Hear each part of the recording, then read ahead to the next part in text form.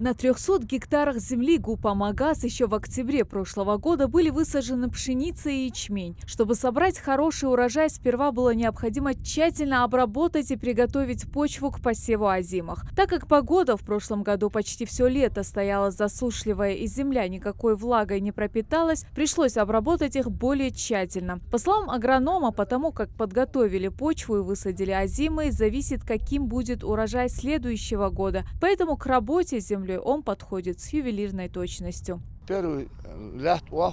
Мы сначала вспахиваем землю, затем обрабатываем и сажаем озимые культуры. Как получится, где можем культиватором обрабатываем, а основное это, конечно, дискование.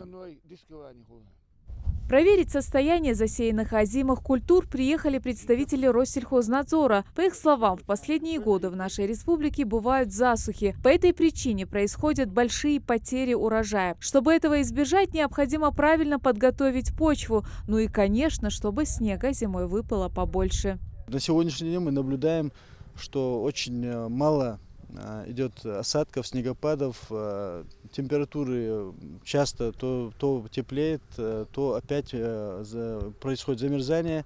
И в этот период есть велика опасность вымерзания яровых озимых культур.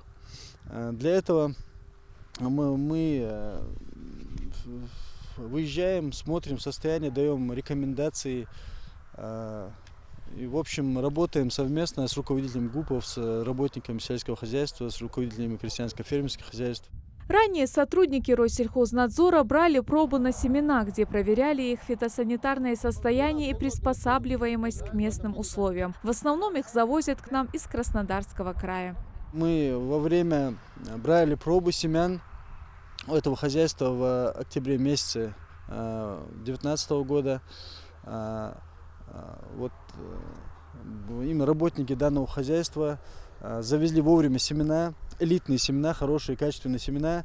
И до конца октября уже все озимые были посеяны. И на сегодняшний день мы наблюдаем хорошее состояние озимых культур.